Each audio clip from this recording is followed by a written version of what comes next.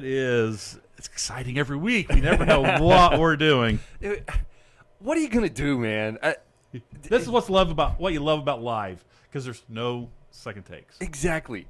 So I know we had a hiccup this past Sunday with the screen or the projector or something, and it was actually just the power. The power fluctuated. Is that what happened? Yeah, and because I saw it upstairs in my booth, but it didn't shut any of my stuff off. But it was enough to reboot the computers downstairs.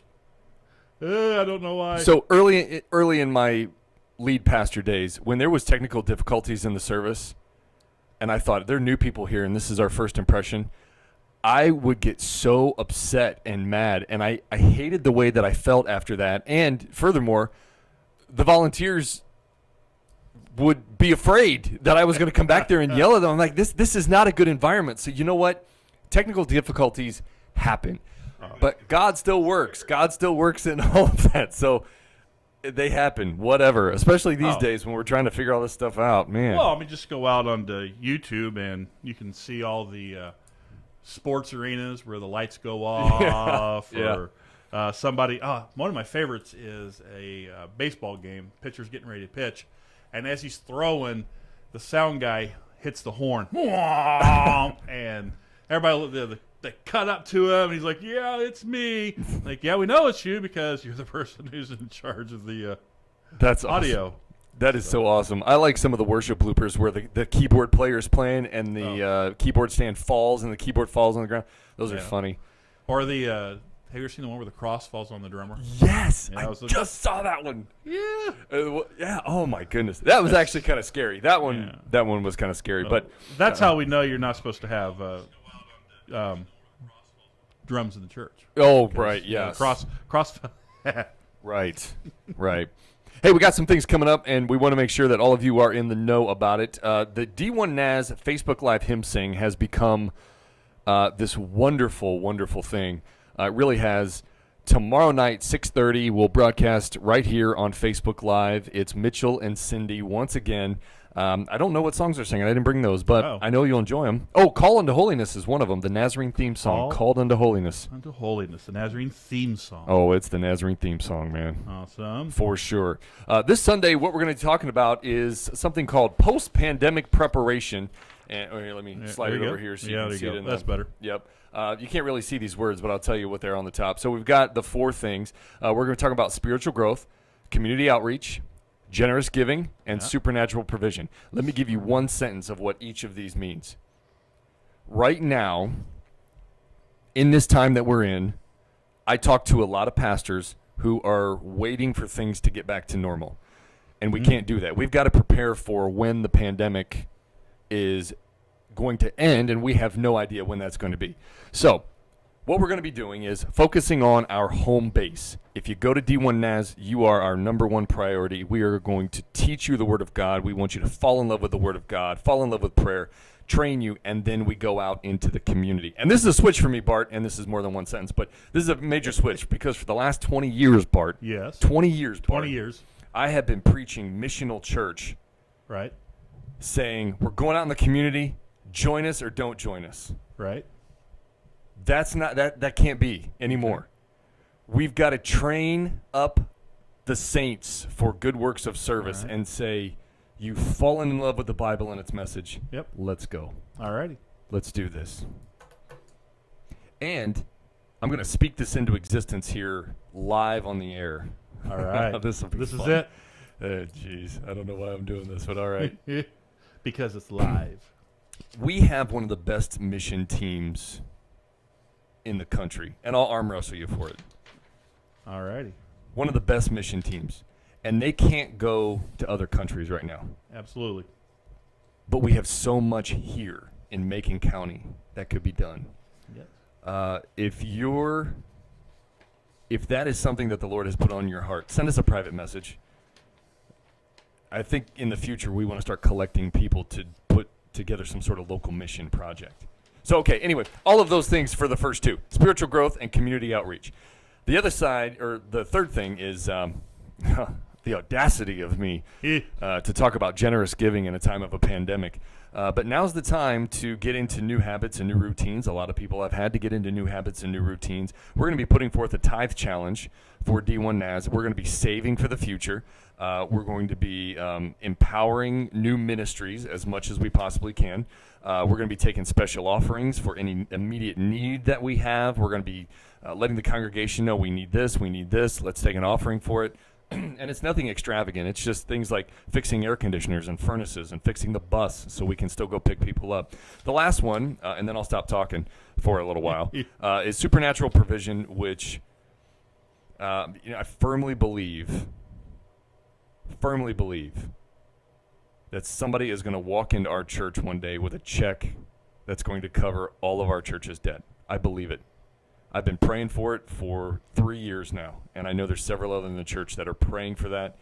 And in the meantime, what we need to do is praise God for what he's going to do. Yep. Not just like if it happens, then we praise God. Well, sure, we'll do that, but we need to praise him for what he's going to do. So these 4 things we're going to be talking about this Sunday: spiritual growth, community outreach, generous giving, supernatural provision. That's coming up, Bart. I think a lot of that is found in the books of the Bible too. It is. It is. How about that? We ought to get to that here in a little bit. I think we will. Maybe we've got some other announcement stuff. Yeah, we got to get to this because this is absolutely hilarious. What is that, Adam? You like weird stuff on the internet. My wife would say I love weird movies, weird TV shows, weird things. If it's weird, I love it. What's your favorite movie? My favorite movie is Tron, the original movie of Tron. Tron? Tron. With Jeff Bridges? Yeah. Wow. That is an awesome. I was very disappointed with the remake, or not the remake, but the follow-up. But Tron is my favorite movie. Wow. Okay. All right. What's your favorite cult classic movie? Would it be Tron? It'd be Tron. Okay. Well, I'll just say Tron for. Wow. Okay. All right. Yeah. See, that's weird. Why is that weird? No, just kidding. It's not weird. It's cool. Okay. So what we have here, speaking of weird, is news for the weird. I've got these 2 news stories that I want to share with all of you because these are just so you wouldn't believe it. I mean, you can't make this stuff up. And in addition to that, it really is not that much of a surprise because this is the year. Oh, this just goes with the year that we are living in. I have one after you're done, too. Oh, okay. All right. Let me quickly mention the one on page 3 that I gave you. There is, this is from August 22nd, 2020. There is a small settlement in Russia. What's the headline for that? It doesn't have a headline. It's just it's like an Associated Press story. All right. There it was. Which one? Up a little bit. That's continuing crisis. Right there. Wait, what? Yep. All right, that's it. All right. I'm with you now. Okay.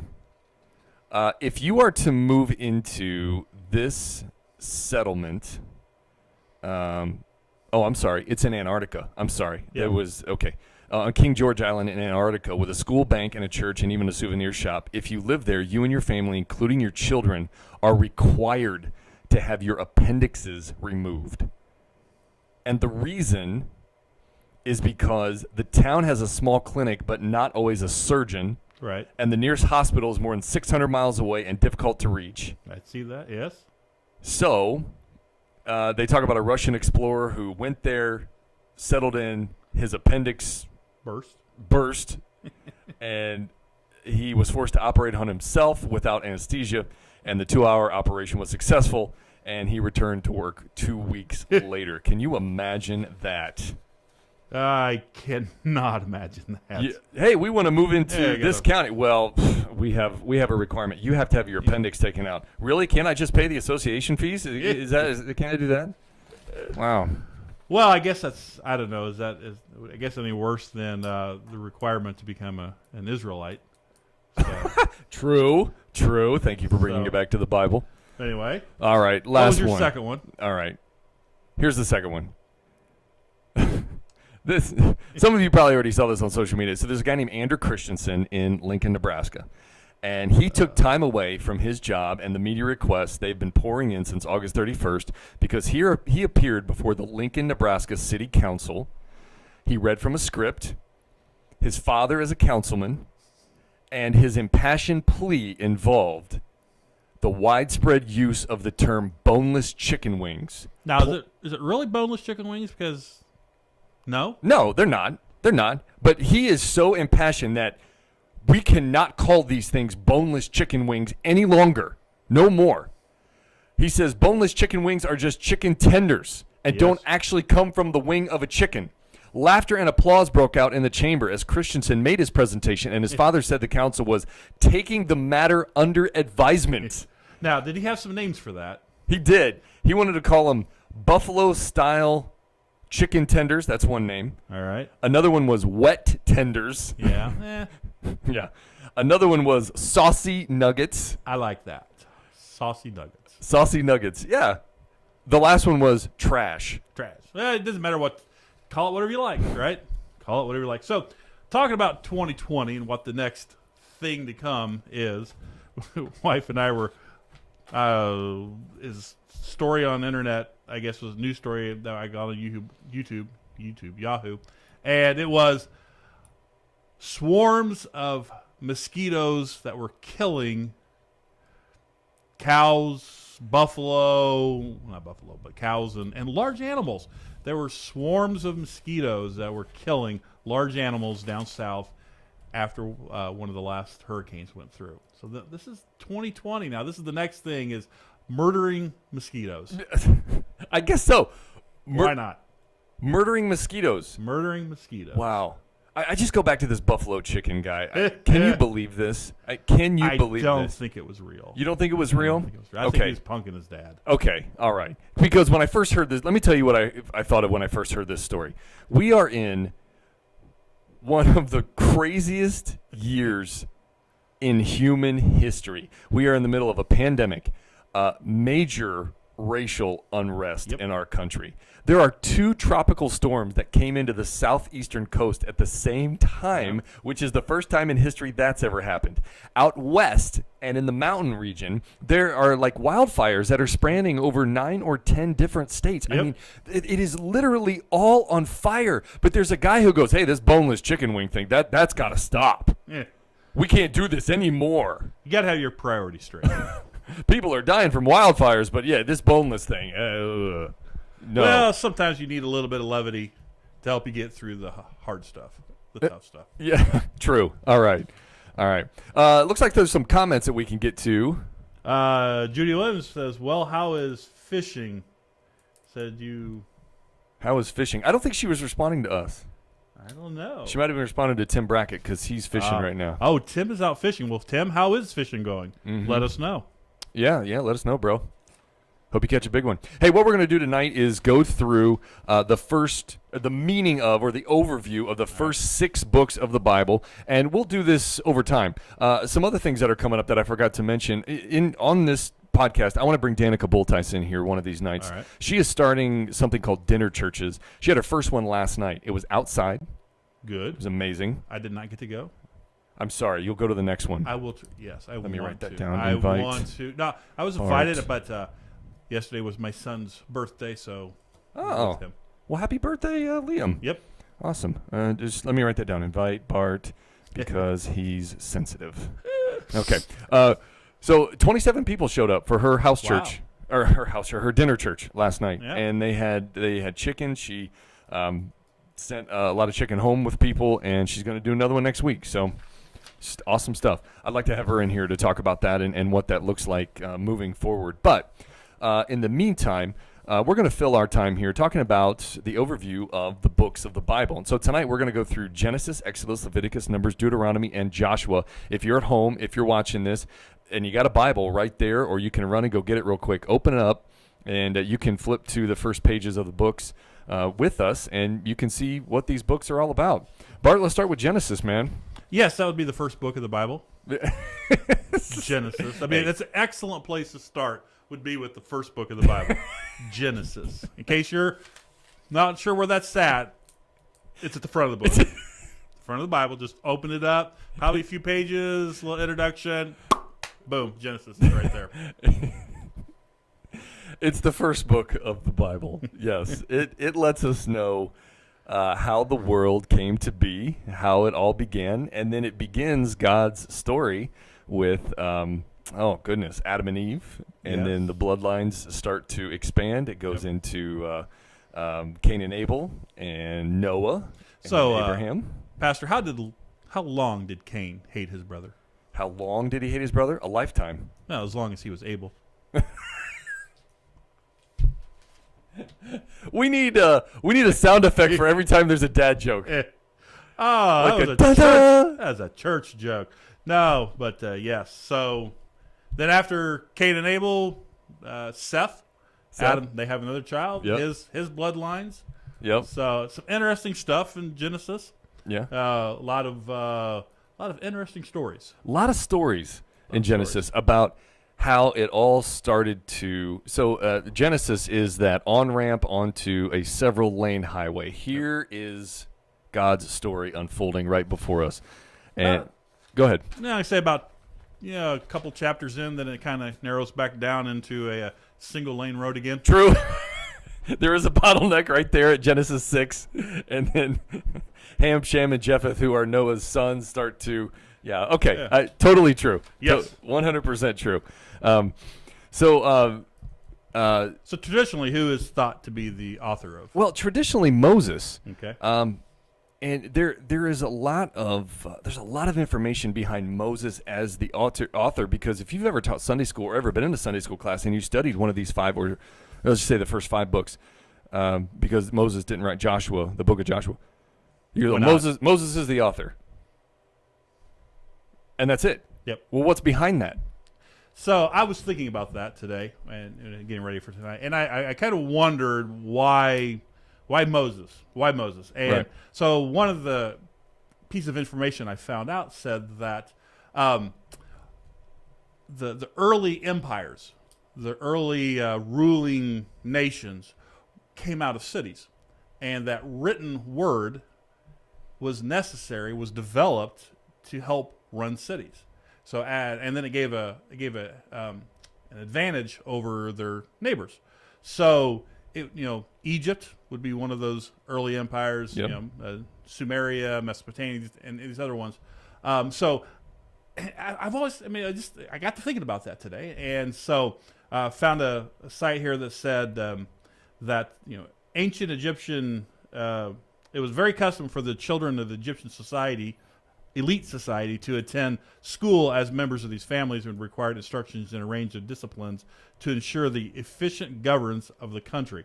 And some of the things that they would have been taught, according to this site, said education syllabuses included reading, writing, morality, mathematics, sports, and religious instruction. So Pharaoh's son, or the son of Pharaoh's daughter, would have been taught how to write. Mm-hmm. And since we know from the story of Moses was adopted by Pharaoh's daughter, spent time in Pharaoh's court, and which is probably also I love the Prince of Egypt movie, but allowed him to get back into that court because of that. Yeah.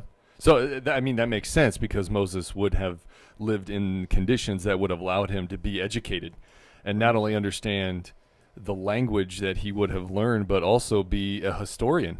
Yes. In many ways. So a scribe. Yeah.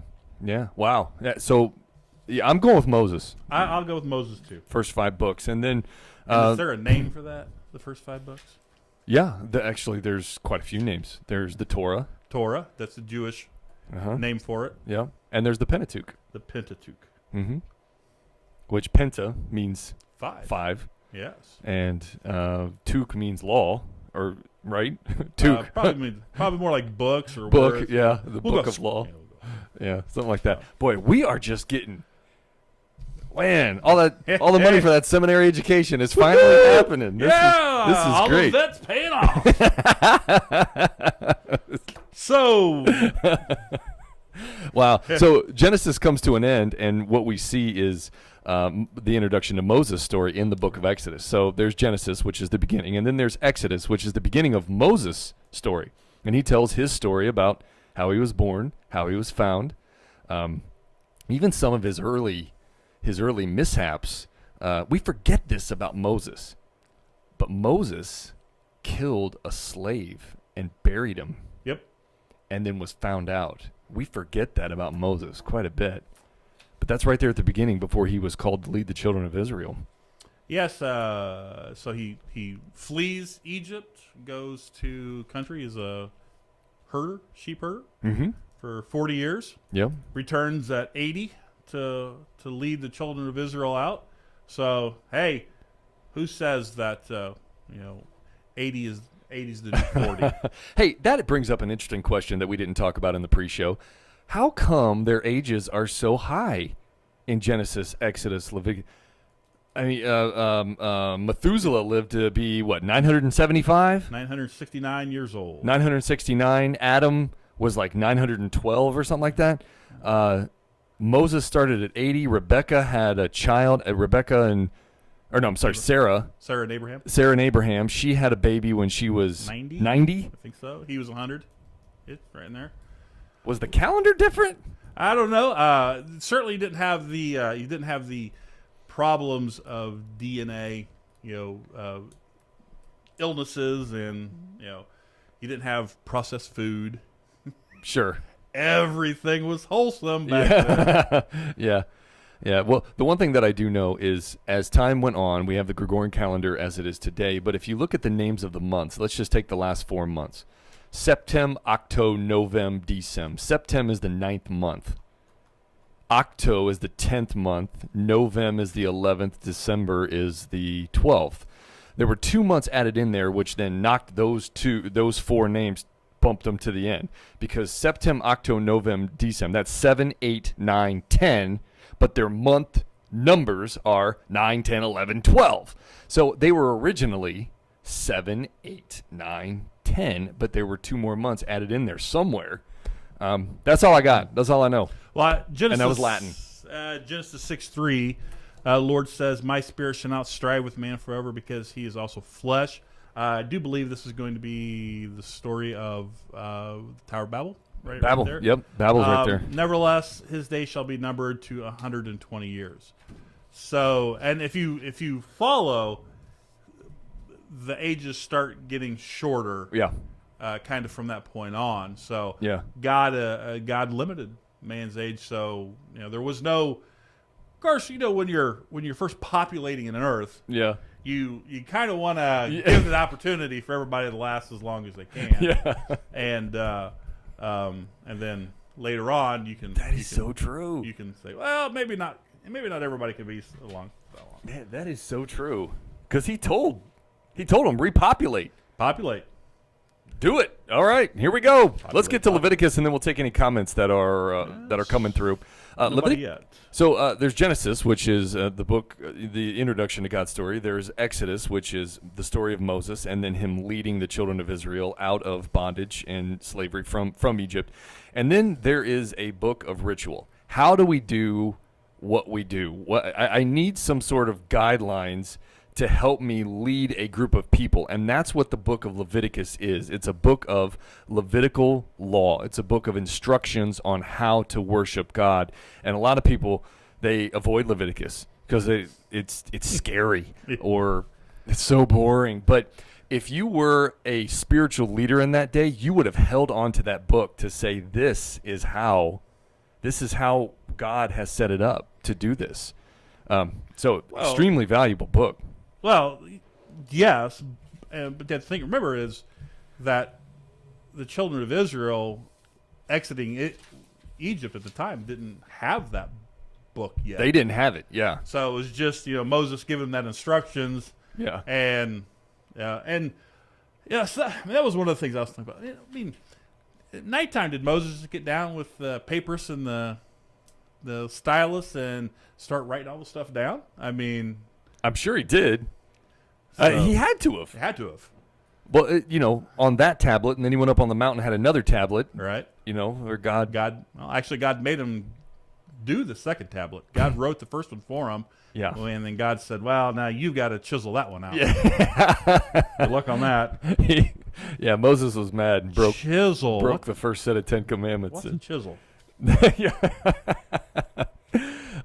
So Genesis, Exodus, Leviticus. Let's go to the book of Numbers, where Israel fails to trust God. But it's a continuation of them wandering in the desert for 40 years. And at the beginning of the book of Numbers, they start to count. How many do we got? And here's our tribes. Here they are that make up all of the children of Israel. That's why it's called the book of Numbers. So because they counted. That's how many I got. Well, I mean, it was kind of important since, like everybody who left Egypt as an adult never made it into the promised land save 2. Yep.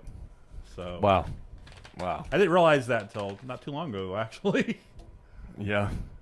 Moses is disobedient to God, and God takes him up to the top of the mountain, and he says, look, north, south, east, and west, you'll see the promised land, and you're not going there because you were disobedient to me. So I'm going to have you train Joshua to lead the people into the promised land. And so the book of Deuteronomy is the disobedience of Moses and him then training Joshua on how to lead the people into the promised land. So all this work, all this wandering, 40 years, and he doesn't get to lead the people into the promised land. And I've often said that, being in ministry, sometimes you're Moses and sometimes you're Joshua. Sometimes you're Moses in that you do a lot of work, but you don't get to reap the harvest. And then the Joshua comes in and reaps the harvest. Sometimes you're Moses, sometimes you're Joshua, and that's okay. That was clearly God's will. Yes. Thank you, Bart.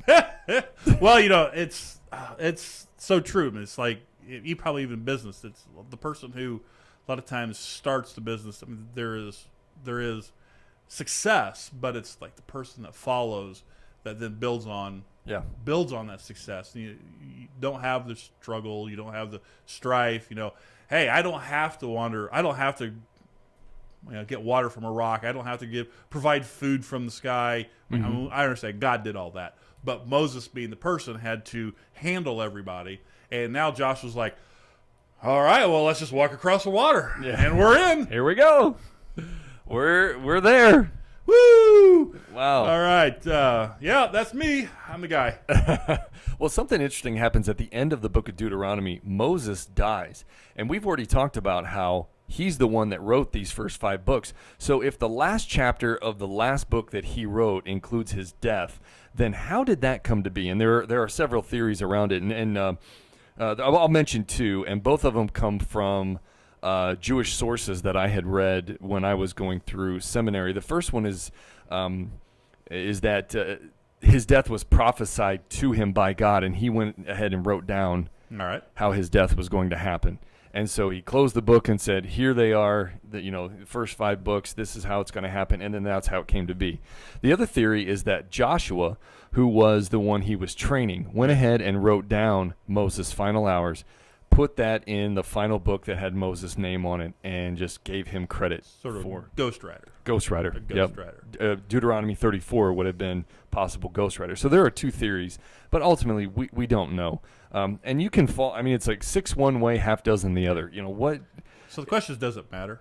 I don't think it matters. I think to Bible author purists, it would, but it finishes the story, and I think it's okay. I'm just thinking, even if it's not okay, it's not like we're going to do anything about it. It's not going to matter now. I was just in that makes me think of something I was reading in my devotional. Paul talks about people who are so consumed with arguing the whether or not Moses actually wrote it or not. How important it is to them, and he's like, it doesn't matter.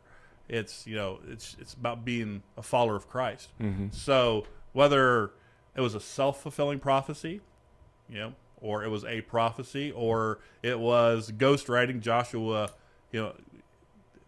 Joshua may have went up to the mountain with them. I know he didn't include it in there, but very possible he was there, so he was the witness. Mm-hmm. Doesn't really matter. It doesn't, because Joshua then takes over. The book of Deuteronomy ends, and they find the promised land. Of course, he sends spies. Joshua sends spies out to the promised land to 12. see what's going on. about what's going on, in the land there. The spies come back and they say, "Let's do it." Nah, only 2 do. Only 2 do. Only 2 do. The other 10 don't. Yeah. And they spend another. It's a rough assignment. Yeah, you're so close. But we're going to spend another. We're going to wait 40 years. So as soon as they get into the promised land, they start to divide up the land. Yep. They start to divide it up. And so most of what we hear from the book of Joshua happens, we hear most at the beginning. Joshua chapter 1 is one of the most popular verses when it comes to somebody experiencing fear. Because I think it's 7 times God tells Joshua, do not fear and do not be afraid. Take courage, do not be afraid. Take courage, do not be afraid. He says it all through chapter 1. Chapter 2 is where the spies come in. Actually, where the spies go out and figure things out. So, hey, the first 6 books of the Bible, you've got Genesis, the beginning of God's story, Exodus, Moses, and the beginning of the Exodus from Egypt, Leviticus, which is pastoral law or spiritual leading guidelines, Numbers, where they counted everybody and continued their wandering. And then you got the book of Deuteronomy, which is Moses training Joshua for the promised land. And then Joshua, the book of Joshua, where they end up in the promised land. And there were some battles before that too, Battle of Jericho. But yeah. So later on, as we go on, I will hear the term Book of Law or Laws. Mm-hmm. So that would be the first 5 books, kind of referred to as the Law and Prophet. Absolutely. Law and Prophet. Yep. Law and Prophets. The book of Joshua begins what they call the history. History books. The history books. And we'll get into more next week where there is Ruth. Love history. I do too. I don't. One of your sons does, right? Isn't he? Oh yeah, they one? both do. They both do. Yeah, but because one of them was in a history off.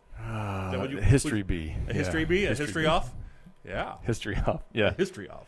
Boy, that was a couple years ago. But yeah, he was in it. He did well too. Sweet. We drove to Springfield. It was like the state. He qualified for state, and it was the state history B. Wow. Yeah, he did well. Did really well. But man, well, hey, thanks for joining us tonight. Are there comments, things we got to get to from some of our viewers? I think tonight was just a watch.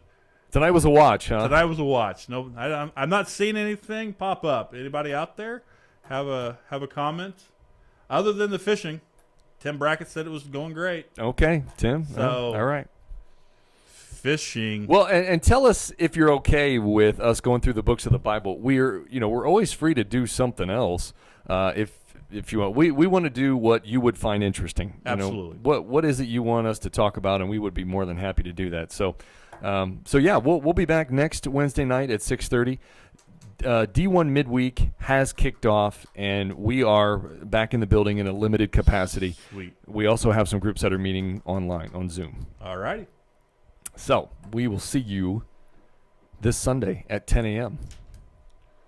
Bart, I'm forgetting something. What am I forgetting? Signing off? I don't know. Oh, that's right. That's right. Oh, goodness gracious. Yeah. Wow. Hey, thanks for joining us for D1 Midweek. I'm Adam. That's Bart. That's me. All right. We'll see you next Wednesday at 6:30. Have a good week. We're D1 Naz. And